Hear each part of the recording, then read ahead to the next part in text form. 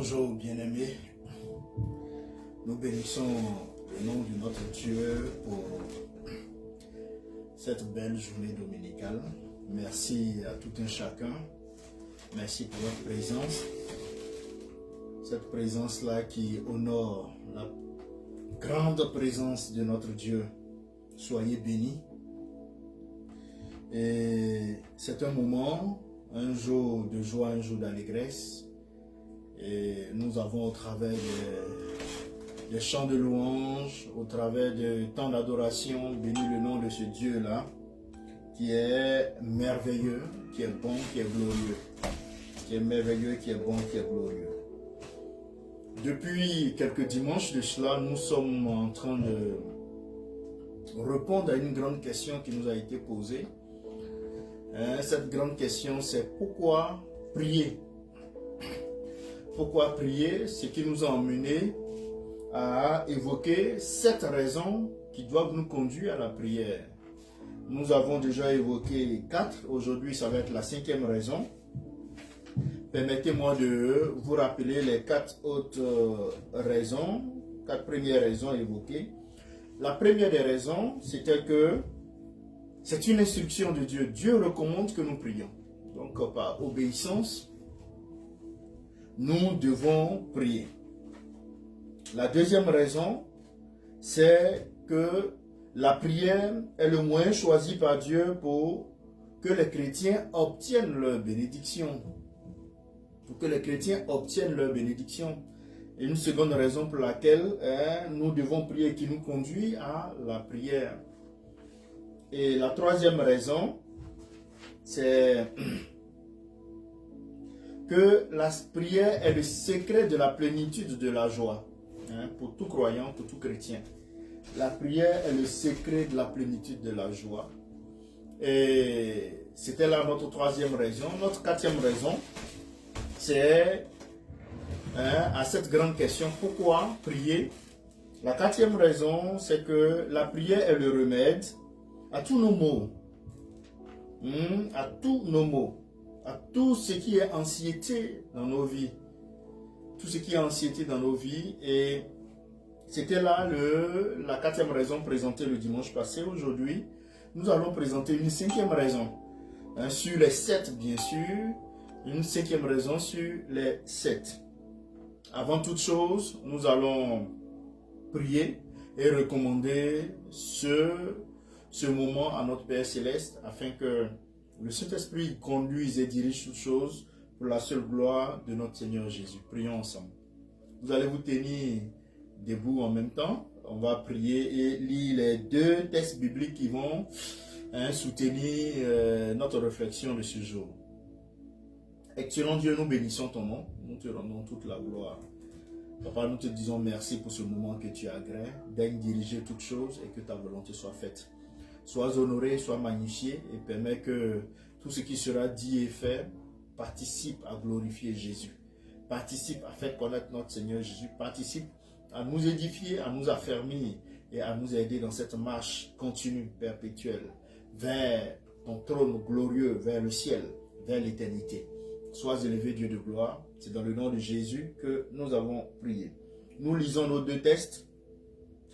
Le premier texte est contenu dans Hébreux 11, 6 et le second dans le livre de Psaumes. Hébreux 11, 6. Or, sans la foi, il est impossible de lui être agréable. Car il faut que celui qui s'approche de Dieu croit que Dieu existe et qu'il est le rémunérateur de ceux qui le recherchent. Deuxième passage, le psaume 19, le verset 2. Le jour en instruit un autre jour. La nuit en donne connaissance à une autre nuit. Amen. Vous pouvez maintenant vous asseoir. Merci. La 5e raison pour laquelle nous devons prier, la 5e raison qui doit nous conduire à la prière, c'est que la prière exaucée, c'est un argument suprême. Oui, un argument suprême qui a opposé au scepticisme, au rationalisme et à l'incrédulité. Donc nous opposons ici l'exaucement de nos prières à tous ces rationalistes, à tous ceux-là qui sont incrédules, à tous ceux-là qui sont sceptiques. Quant à la vie chrétienne, quant à la puissance de la prière, quant à la puissance de Dieu dans nos vies, quant à la réalité de Jésus-Christ dans nos vies. Quant à la réalité du fait que Jésus est Dieu dans nos vies.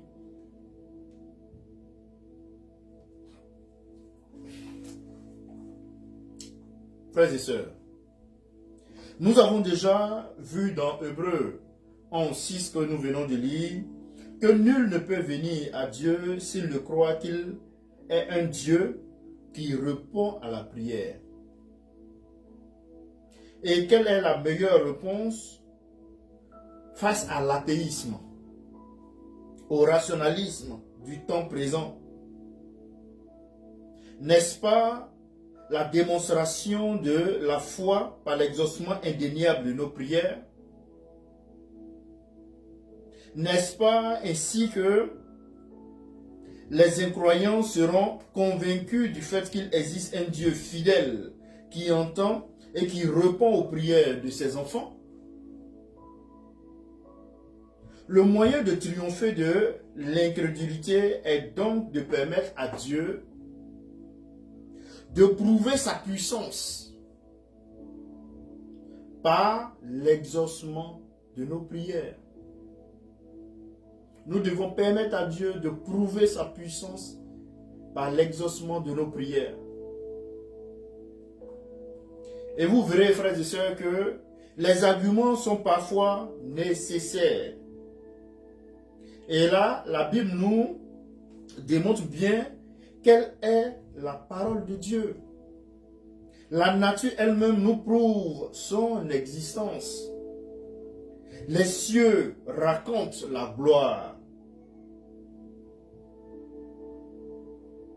Les cieux racontent la gloire de Dieu et l'étendue manifeste de l'œuvre de ses mains.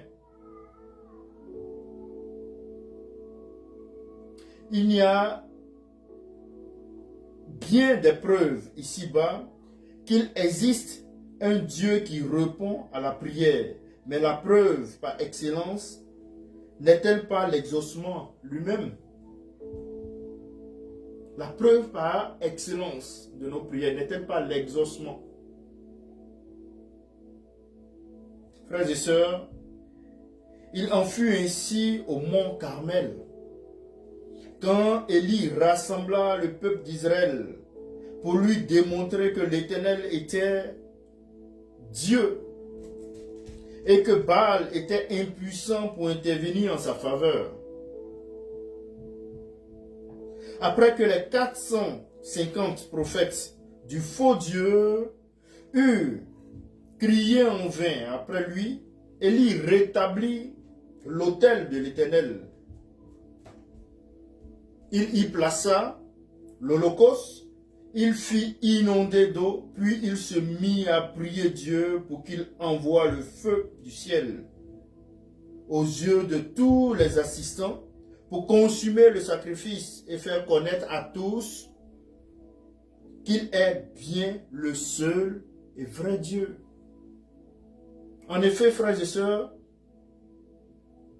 face au scepticisme, face à l'athéisme, face au rationalisme, c'est la réalisation de nos prières qui doit s'opposer à eux. C'est la réalisation de nos proclamations qui doit s'opposer à eux. Et nous devons permettre à Dieu, au travers de nous, au travers de nos prières, de donner réponse aux sceptiques, de donner réponse à ceux-là qui rationalisent toutes choses, ceux-là qui n'ont aucune relation avec lui, Dieu, mais qui sont dans une logique perpétuelle, une rationalisation perpétuelle. des réflexions à n'en point finir. Deux fois même cherchant à justifier l'injustifiable. Frères et sœurs, lisons ensemble la prière du prophète. Cette prière est contenue dans 1 Roi 18, 36 à 37. Lisons. Éternel, dit-il, et que l'on sache aujourd'hui, là je parle d'Élie, hein, voilà. Et que l'on sache aujourd'hui que tu es Dieu en Israël, que je suis ton serviteur, et que j'ai fait toutes ces choses par ta parole. Réponds-moi, Éternel. Il poursuit, que ce peuple reconnaisse que c'est toi, Éternel, qui es Dieu, et que c'est toi qui ramènes les cœurs. C'est toi qui ramènes leur cœur.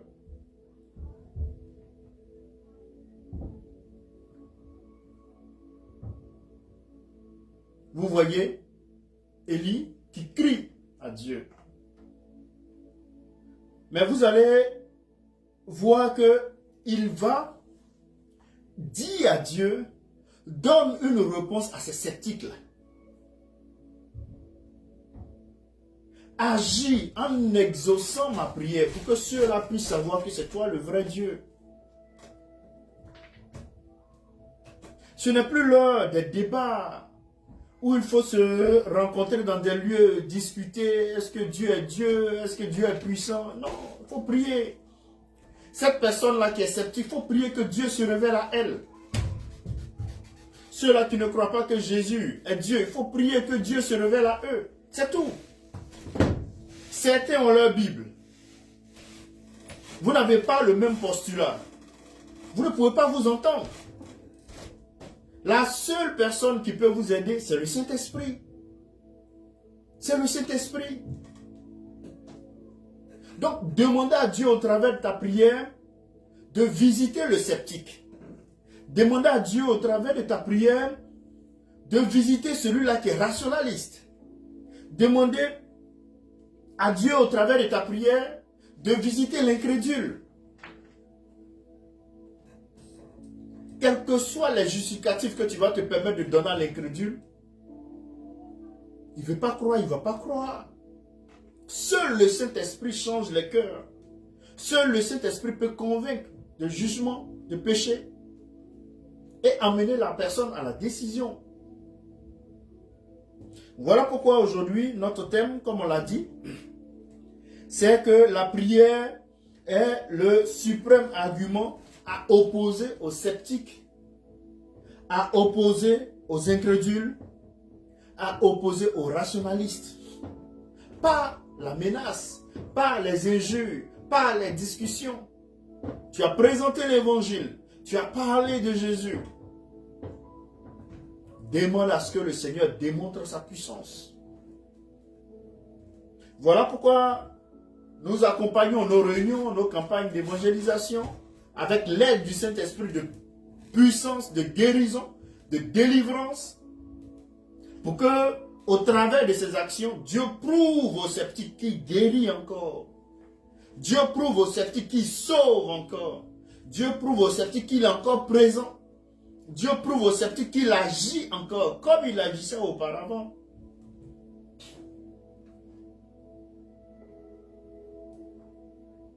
Comme il agissait auparavant. De la même manière, Élie pouvait l'appeler pour qu'au travers du feu qui allait consumer l'Holocauste, on sache que Dieu est Dieu. Mais aujourd'hui, je peux appeler Dieu pour qu'il convainc le cœur de quelqu'un. Pour qu'il accomplisse un miracle de guérison dans la vie d'une personne. Qu'elle sache que, oui, cette guérison-là, elle ne l'a pas eue par le fait d'un homme. C'est une preuve palpable et suprême. Mais ça, je l'ai au travers de la prière. Ou mieux, je peux le faire au travers de la prière.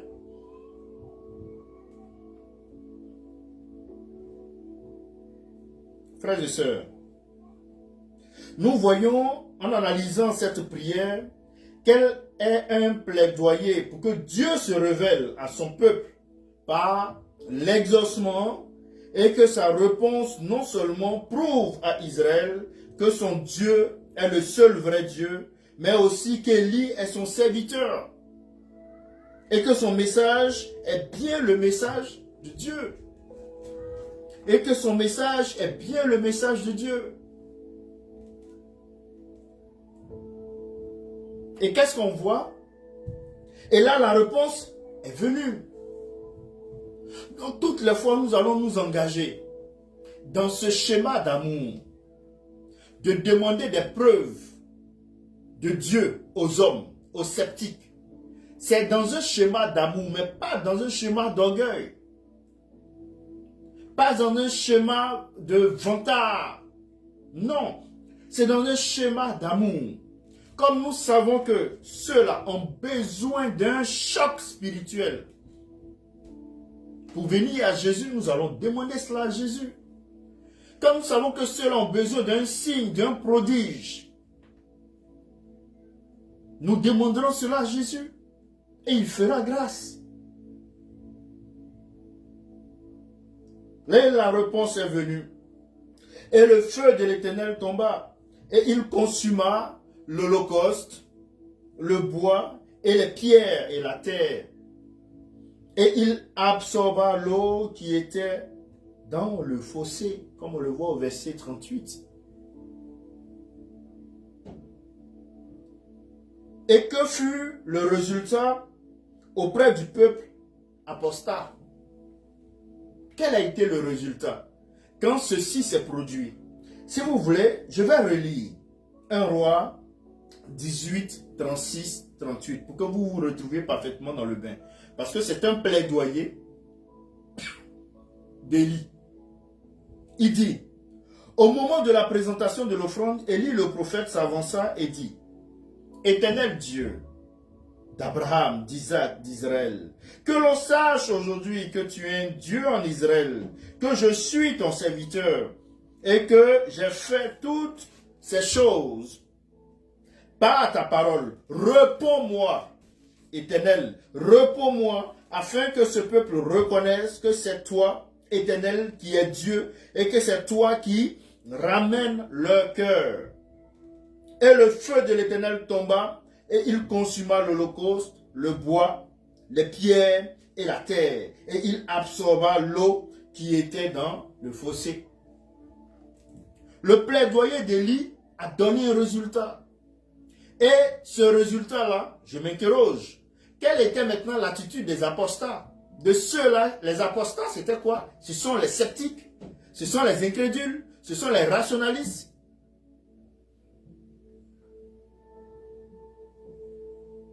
Quelle a été leur attitude? Le verset suivant nous le dit très clairement. Quand tout le peuple vit cela, ils tombèrent sur leur visage et dirent, c'est l'Éternel qui est le Dieu. C'est l'Éternel qui est le Dieu. Vous convenez avec moi que la prière est le suprême argument à opposer aux sceptiques, aux incrédules et aux rationalistes. Ceux-là qui sont éloquents dans la parole, qui justifient tout, qui savent trouver des arguments. Nous avons aujourd'hui des groupes, on ne sait pas s'ils sont chrétiens ou pas, ils ne se reconnaissent pas en Jésus, mais ils disent qu'ils sont chrétiens. Bon, c'est compliqué tout ça. Mais il faut voir des arguments qu'ils vont te mettre en place en utilisant des versets bibliques, mais pour s'éloigner de Jésus.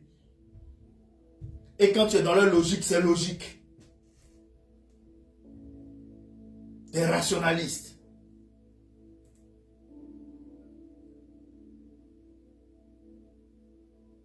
À ceux-là, je pose la question de savoir, tu as déjà guéri, prié pour un paralytique qui a marché? Tu as déjà prié pour un sourd qui a marché et qui a entendu? Tu as déjà prié pour une personne morte qui s'est levée? Incapable de répondre. Ils vont t'envoyer des écrits. Incapable de répondre. Il n'y a pas de relation avec Dieu. Nous sommes à un moment où notre intimité avec le Seigneur est une intimité qui doit être sans faille, qui doit être réelle.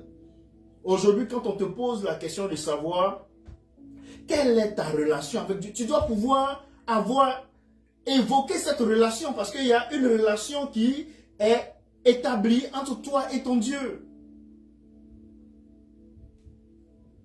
Entre toi et ton Dieu.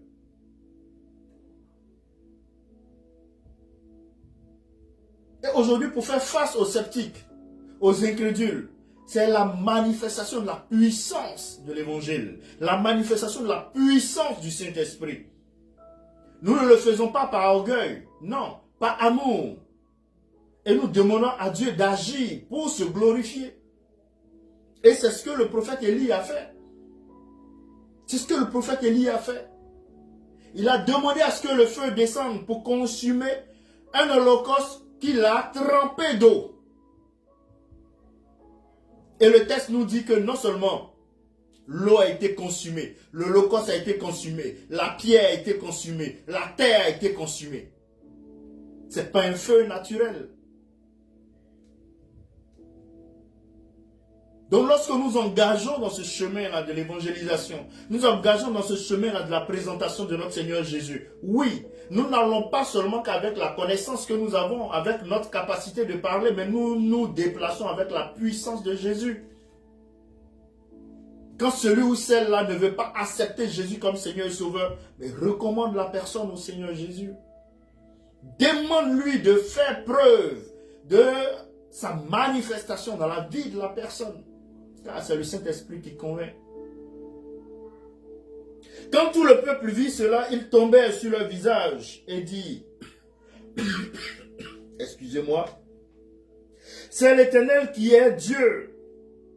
C'est l'Éternel qui est Dieu. Une réponse visible, immédiate à la prière a eu raison de toute l'incrédulité de ce peuple.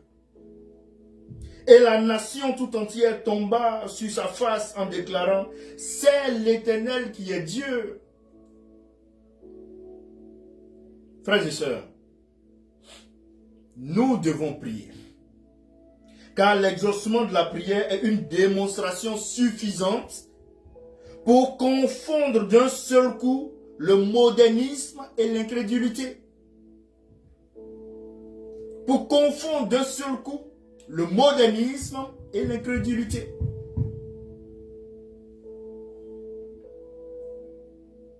Jusqu'à ce que le peuple de Dieu sache obtenir des réponses précises, indéniables à ses prières, nos jeunes continueront à grandir dans le doute et l'incertitude, ignorant le Dieu qui entend et répond à la prière.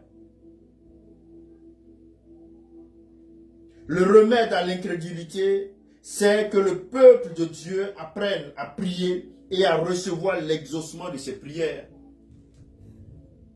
Oui, nous devons rentrer dans cette dimension-là qui a emmené la Bible à dire de Samuel qu'aucune de ses paroles ne tombait par terre. Qu'aucune de ses paroles ne tombait par terre. Tout ce qu'il disait se réalisait avec exaucement. Mais pourquoi? Mais parce qu'il y avait une connexion entre lui et le Père. Il y avait un abandon total entre lui et Dieu. Il s'abandonnait totalement à Dieu. Et la volonté de Dieu se réalisait au travers de lui parfaitement.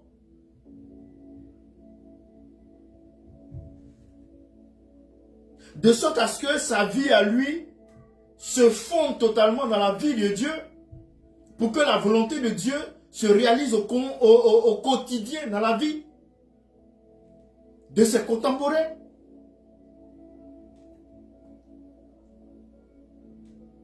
Mais comment pouvons-nous donner une réponse efficiente aux sceptiques, aux incrédules, aux rationalistes, si nous-mêmes nous nous comportons comme eux? Si nous-mêmes nous n'avons pas une vie qui est fondée sur une vie de foi, si nous n'avons pas une vie qui est basée sur une relation forte avec Dieu, ce vrai Dieu-là. Aujourd'hui, le chrétien, il va rencontrer une autre personne dans la rue qui va lui donner 2-3 versets qui vont à l'encontre de ce qu'il a déjà entendu. Il perd la foi. Il perd le nord. Ce chrétien l'a perturbé. On va dire aux jeunes de se garder purs pour entrer dans le mariage. Ils vont entendre d'autres enseignements, ils sont perturbés.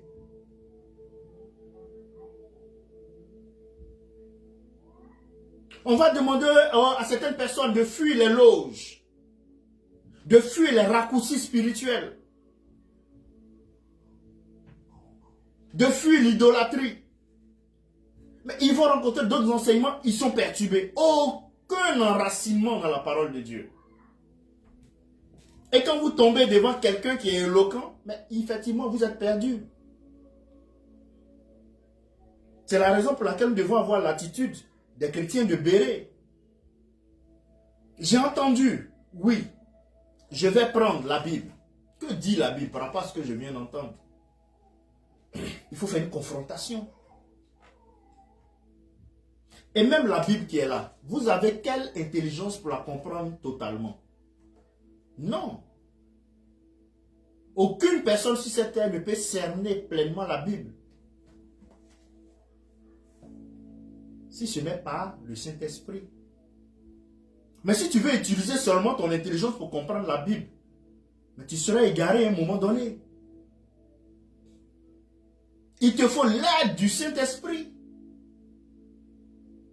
Et beaucoup aujourd'hui, rationalistes, essaient de venir avec leur mentalité scientifique là, chercher à comprendre la Bible et expliquer la Bible. Non. La Bible c'est la parole de Dieu, elle est vivante. C'est Dieu qui est là, qui communique avec nous au quotidien.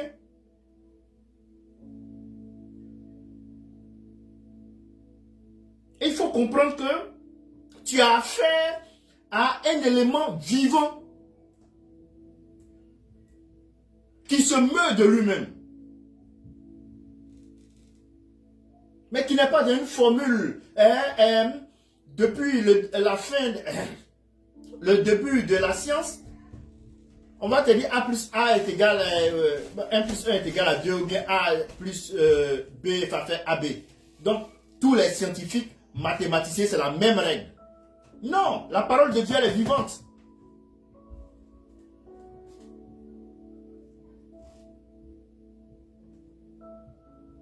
Dieu peut agir comme il a agi avec Élie, en faisant descendre le feu pour de l'Holocauste. Ça, c'était à leur temps. Mais nous, aujourd'hui, à notre temps, est-ce que Dieu, on va aller dehors pour dire, bon, voici des holocaustes? On ne fait même plus ce type d'holocauste. Donc, on ne va pas utiliser ce modèle-là pour convaincre quelqu'un. Sans cela, je vous dis que la parole de Dieu est vivante, elle s'adapte. Ce n'est pas une formule mathématique qui est faite depuis des années. Les futurs mathématiciens qui vont venir sont obligés d'utiliser la même formule.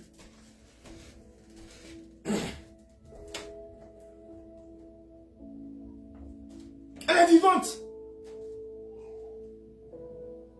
Elle s'adapte à l'évolution de l'homme, à la croissance de l'homme, et aux réalités de l'homme, pour donner les réponses efficientes, pour que nous puissions marcher comme il se doit.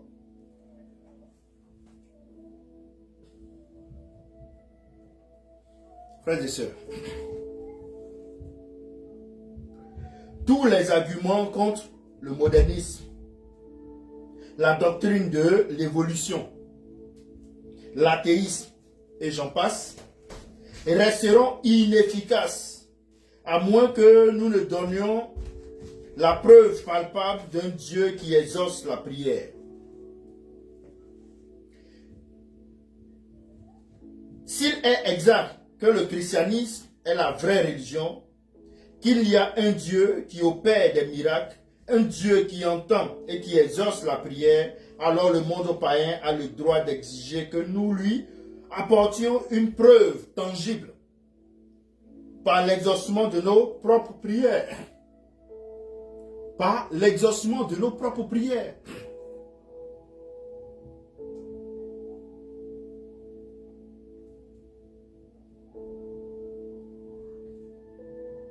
comme les doutes seraient vite dissipés, frères et sœurs, si seulement nous mettions à prier avec hardiesse et attendions de Dieu des réponses précises et concrètes à nos prières jour après jour. Notez ceci, frères et sœurs. La force de l'argument présenté par Gédéon à l'ange de l'Éternel qui lui est apparu. Et nous allons voir cela tout à l'heure en Juge chapitre 6, le verset 13. Il dit, ah mon Seigneur, si l'Éternel est avec nous, pourquoi toutes ces choses nous sont-elles arrivées? Et où sont tous ces prodiges pour que nos pères nous racontent? Oui, que nos pères nous racontent quand ils disent, l'Éternel nous a-t-il fait monter hors d'Égypte? Maintenant l'Éternel nous abandonne et nous livre entre les mains de Madian. Vous voyez, Gédéon sentait à justice que si Dieu était vraiment avec lui, il fallait qu'il y eût une évidence de sa présence et de sa puissance en réponse à la prière. Et Dieu n'a pas rejeté la supplication de son enfant. Dieu ne l'a pas rejeté. Il n'a pas dit, comme bien des théologiens d'aujourd'hui, que les miracles étaient bons pour les temps anciens. Non, les miracles ne sont pas bons pour les temps anciens, même pour aujourd'hui.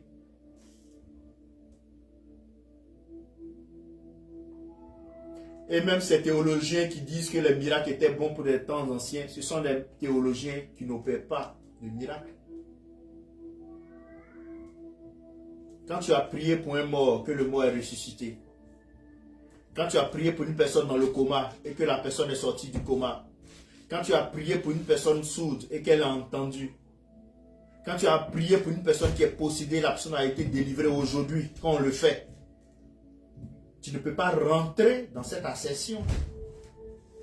Mais c'est parce qu'à un moment donné, les gens viennent à la parole de Dieu avec seulement leur maths, parce qu'ils savent parler, leur connaissance, mais sans une relation puissante avec Dieu. Cela rend vide. Ils donnent des produits, des réflexions, mais qui sont sans vie. Contrairement à la Bible qui est vivante.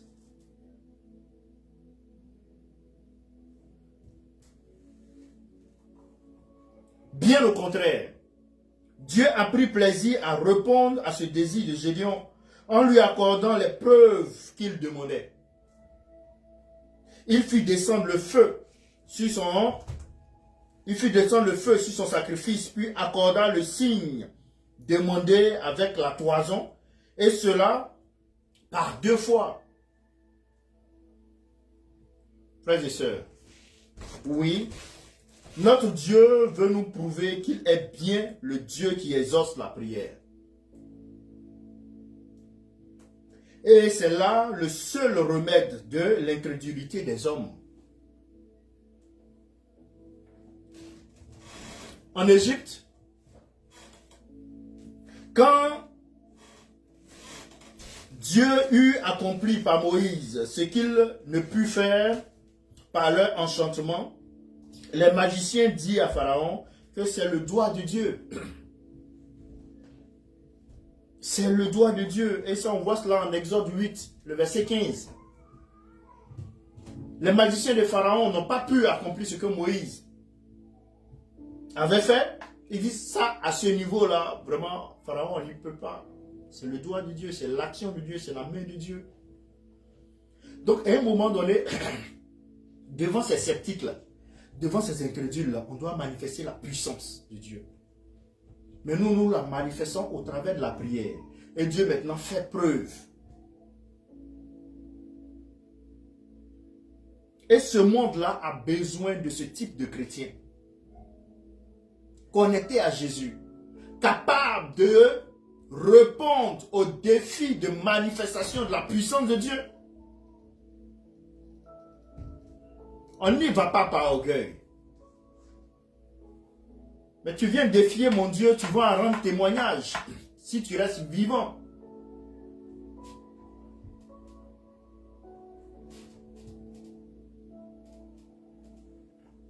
Ainsi, une réponse définie à la prière put convaincre ces magiciens impies. Quand Dieu, en réponse à la prière de Daniel et de ses amis, lui révéla le rêve de Nebuchadnezzar, le grand potentat fut frappé de conviction et tomba sur sa face et s'écria. Il s'écria, en vérité, votre Dieu est le Dieu des dieux et le Seigneur des rois. Il révèle le secret puisque tu as pu découvrir ce secret. Et on voit cela en Deutéronome 22, le verset 47. Cette démonstration-là a permis à Nebuchadnezzar de savoir que le Dieu de Daniel est le vrai. Plus tard, Dieu révéla encore à Daniel un autre rêve de ce même roi. Et on voit cela au chapitre 4 de Daniel. En lui annonçant qu'il vivrait comme une bête pendant 7 ans. Et quand le monarque fut rétabli de son état d'aliénation mentale, il retrouva sa gloire première. Les Écritures déclarent qu'il fut vraiment converti à Dieu. Vous prenez le chapitre 4, le verset 34 à 37. Ainsi, l'exaucement de la prière est le remède suprême à l'incrédulité. Ainsi, l'exaucement de la prière est le remède suprême à l'incrédulité. Frères et sœurs, pourquoi devons-nous prier?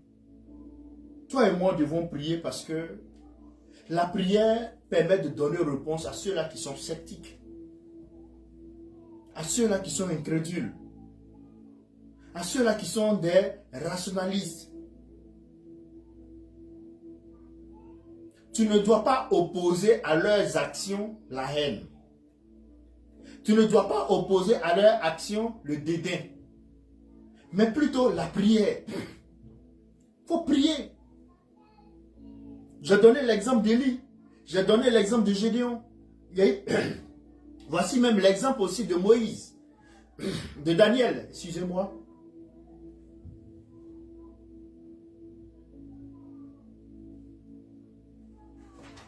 Frères et sœurs, de même, allons maintenant dans le Nouveau Testament. Dans Actes, le chapitre 13, les versets 6 à 12. Donc, je vous fais la lecture. Actes 13, 6 à 12. Ayant ensuite traversé toute l'île jusqu'à Paphos, il trouvait un homme magicien, faux prophète, juif nommé Bar-Jésus, qui était avec le proconsul Sergius Paulus, homme intelligent. Ce dernier fit appeler Barnabas et Saul, et manifesta le désir d'entendre la parole de Dieu. Mais Élymas, le magicien, leur faisait opposition, cherchant à détourner de la foi le proconsul. Alors, Paul, rempli du Saint-Esprit, fixa les regards sur lui et dit, « Homme, plein de toute espèce de ruse et de fraude, fils du diable, ennemi de toute justice, ne cesseras-tu point de pervertir les voies droites du Seigneur? Maintenant voici, la main du Seigneur est sur toi. Tu seras aveugle, et pour un temps, tu ne verras pas le soleil. » Aussitôt, l'obscurité et les ténèbres tombèrent sur lui, et il cherchait des guides à tâtons. Alors le proconsul, voyant ce qui était arrivé, crut étant frappés par la doctrine du Seigneur. Étant frappés par la doctrine du Seigneur. C'est pourquoi je vous disais tout à l'heure, toi qui viendras défier mon Jésus, si tu es vivant, si tu es vivant, tu pourras rendre témoignage si tu es vivant. Parce que si ça nécessite que tu trépasses, tu vas trépasser. Il ne faut pas badiner avec le nom du Seigneur. Il ne faut pas badiner avec Dieu. Aujourd'hui, les incrédules, les sceptiques, tout le monde se permet d'avoir des mots malsains, désagréables sur Dieu. Parce que les chrétiens eux-mêmes ne sont pas sincères dans leurs relations. Les chrétiens eux-mêmes sont dans la compromission. Les chrétiens eux-mêmes sont dans des comportements, des attitudes semblables à ceux-là qui sont des païens. Comment est-ce que tu ne permettras pas aux païens de venir insulter ton Dieu? Mais c'est comme un enfant. Si toi-même, dehors, tu insultes tes parents, mais tes amis viendront insulter tes parents. C'est ça. Mais un enfant qui va montrer dehors qu'il a du respect pour ses parents, aucun de ses amis ne pourra venir manquer de respect à ses parents. Mais c'est parce que les chrétiens ne respectent pas Dieu, ne respectent pas Jésus-Christ, que les païens se permettent de dire du n'importe quoi sur Jésus-Christ. De même dans Actes 13, 6 à 12, nous voyons comment le tribun Sergius Paulus fut merveilleusement converti quand il vit la réponse à la prière de Paul. Prière secrète dont les paroles ne nous sont pas données, mais qui eut pour résultat le jugement divin sur le magicien frappé de cécité. Il nous est dit au verset 12, alors le proconsul, voyant ce qui était arrivé, crut, étant frappé de la doctrine du Seigneur. Frères et sœurs, c'est là une question à laquelle il convient de faire face honnêtement. C'est là une question à laquelle il convient de faire face honnêtement. Si les églises de notre pays voyaient de nouveau la conversion d'ivrogne, voyaient de nouveau la conversion d'itinérants, voyaient de nouveau la conversion de prostituées, voyaient de nouveau des vies transformées, des chrétiens obtenant par leur prière la guérison des malades, la délivrance dans leurs difficultés matérielles, le réveil des croyants et le salut des pécheurs, alors le modernisme et l'athéisme perdraient d'un seul coup leur emprise sur les masses.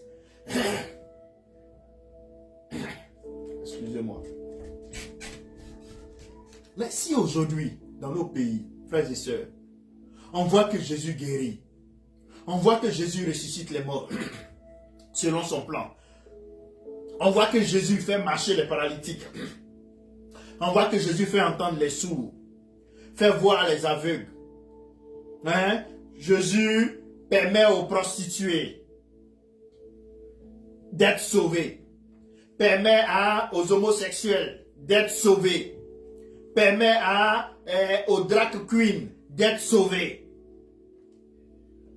Mais vous ne verrez pas que l'athéisme et le modernisme allaient perdre d'un seul coup leur pouvoir, leur emprise sur les masses. C'est la raison pour laquelle tu dois prier. C'est la raison pour laquelle tu dois être sincère dans ta relation vis-à-vis du Seigneur. C'est la raison pour laquelle tu dois accepter la volonté de Dieu dans ta vie. Et qu'elle se manifeste autour de toi. Pas seulement lorsque ça t'arrange.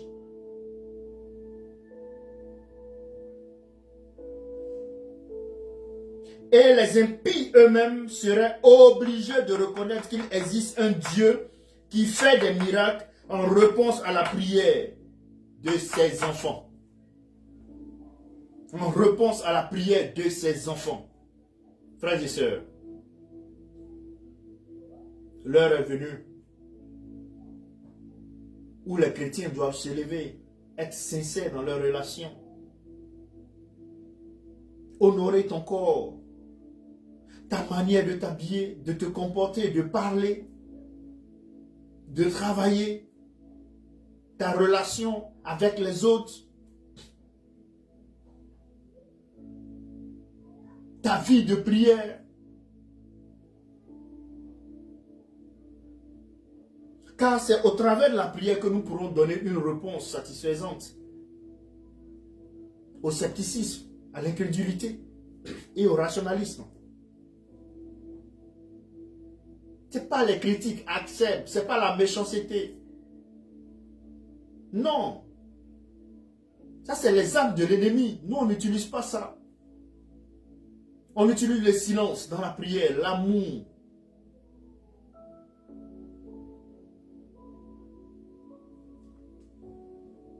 Frères et sœurs, nous devons donc prier et obtenir l'exaucement de nos prières pour apporter l'antidote par excellence à l'incrédulité, l'argument indéniable à opposer aux idéologies négatives. Nous devons donc prier. Ce n'est pas toujours dans la volonté de Dieu de guérir les malades. Il faut que tu le saches. Parce que certains vont le dire, s'appuyer sur la... cherchant toujours, ayant un esprit de négativité, de méchanceté en eux. Cela n'a pas toujours été, même dans les temps bibliques. Mais il les a guéris assez fréquemment pour prouver qu'il est le Dieu qui répond à la prière. Qui répond à la prière. Dieu n'a pas sauvé tous les pécheurs par le ministère de Paul, ni par aucun autre ministère, ancien ou moderne. Mais il a montré, en sauvant les plus bas tombés, les plus endurcis des pécheurs, qu'il est toujours le Dieu des miracles. Le Dieu qui exauce la prière. Et il est prêt à le faire encore si seulement nous nous nous nous confions en lui. Pour montrer que sa puissance est toujours la même. Oui, Dieu n'attend que ça, que tu te confies à lui. Mais c'est par la prière que tu peux te confier à lui. Voici des itinérants autour de moi, je veux que la vie change. Voici des drogués autour de moi, je veux que la vie change. Voici des prostituées autour de moi, je veux que leur vie change. Voici des veuves, orphelins qui n'arrivent pas à s'en sortir, je veux que leur vie change. Seigneur, agis dans leur vie. Voici les sceptiques qui pensent que Dieu n'agit plus aujourd'hui. Que les miracles, les prodiges sont plus réels, c'est plus de notre temps. Seigneur, agis dans leur vie. Agis dans leur vie.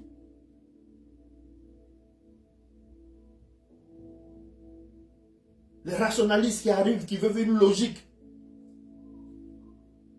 Non, comme c'est écrit dans la Bible, que Dieu a envoyé son Fils. Donc le Fils ne peut pas être Dieu. Mais que le Saint-Esprit vous aide.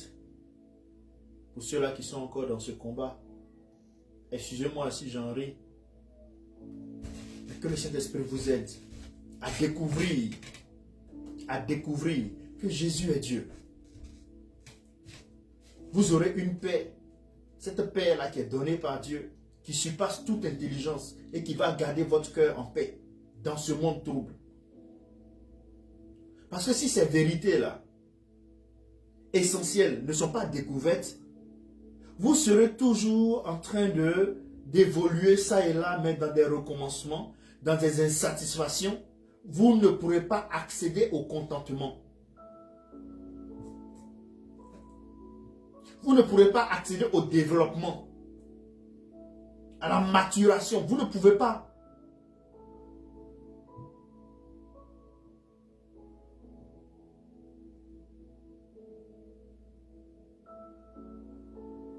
Frères et sœurs, d'aucuns nous disent, bon, je passe sur cet exemple. Je poursuis ma réflexion. Même dans les temps bibliques, les miracles n'ont jamais été chose habituelle. Objet de moquerie de la part des indifférents, aliment de la curiosité humaine. Non, certes, les miracles dans le domaine physique étaient toujours rares et accordés pour manifester la gloire du Seigneur. Mais Dieu a donné la foi pour leur accomplissement. Assez souvent pour prouver qu'il est le Dieu Tout-Puissant. Qu'il est le Dieu Tout-Puissant qui répond à la prière par la foi. Et il le fait encore aujourd'hui pour ceux qui le cherchent de tout leur cœur. Ceci ne s'applique pas seulement aux miracles d'ordre physique. Dieu démontre abondamment sa puissance en sauvant ceux pour lesquels nous prions, en pourvoyant à notre pain quotidien, en donnant la paix et la sagesse pour faire face à nos problèmes, ainsi que la joie et la puissance du Saint-Esprit. C'est pourquoi nous devons persévérer dans la prière, frères et sœurs, car elle est le moyen de dissiper tous les doutes et de triompher de tout scepticisme parmi les hommes. Tu veux répondre au scepticisme? Tu veux répondre au rationalisme? Tu veux répondre à l'incrédulité? Il faut prier, car la prière est le plus grand des remèdes. Et c'est par là que je vais conclure, je vais finir en vous invitant, frères et sœurs, à aimer prier.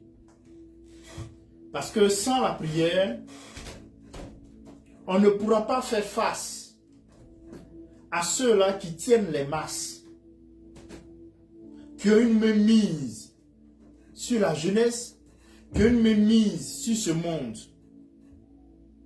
à ceux-là qui détiennent pratiquement tous les pouvoirs, pouvoirs gouvernementaux, pouvoirs sur la santé, pouvoirs sur l'économie.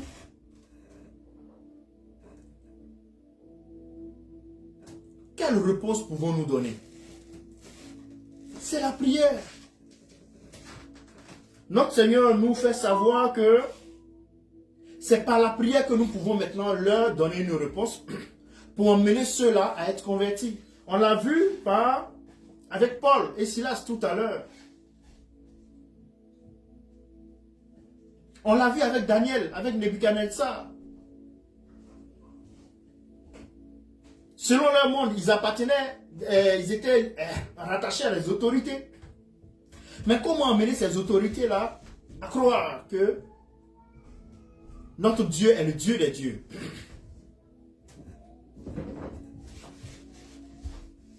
C'est la prière, la demande de la manifestation de la puissance de Dieu. Nous allons prier. Nous allons dire merci à notre Dieu pour ce moment. Et nous croyons que cette cinquième raison qui doit nous conduire à la prière vous aidera. Va susciter en vous cet amour-là de la prière. Va susciter en vous ce désir-là de persévérer dans la prière. Parce que autant que nous avons dans nos familles des sceptiques, autant que nous avons dans nos communautés des rationalistes, nous avons des incrédules autour de nous. Pour que ceux-là puissent rencontrer l'amour de Jésus, c'est au travers de la prière. Et nous allons prier et mettre fin à ce message. Prions. Dieu notre Père, nous voulons bénir ton nom. Nous voulons te rendre toute la gloire et te remercier pour tes bienfaits dans nos vies. Merci pour ton amour. Merci de nous permettre de pouvoir être des chrétiens sincères, des chrétiens sérieux dans notre relation. Nous voulons te bénir pour tes bienfaits dans nos vies. Aide-nous au travers de la prière à manifester, au travers de la prière à opposer oui, des réponses aux sceptiques, à opposer des réponses aux rationalistes, à opposer des réponses à ceux-là, Père éternel Dieu, qui doutent encore de ta puissance. Excellent Père, visite-les, visite-les. Ceux-là qui ne croient pas encore que Jésus est Dieu, visite-les. Ceux-là qui ne croient pas encore qu'il faut demeurer dans la sanctification, visite-les. Ceux-là qui ne croient pas encore que ce monde-là n'est pas le fruit d'un hasard, visite-les. Et oui, Père, nous te recommandons tous ceux-là, Père, qui, pour l'instant, sont encore loin de toi. Attire-les à toi pour ta gloire, pour leur bien. Excellent Père, c'est dans le nom de Jésus que nous avons prié. Ensemble, nous pouvons dire Amen. Merci à tous et excellent dimanche. À bientôt.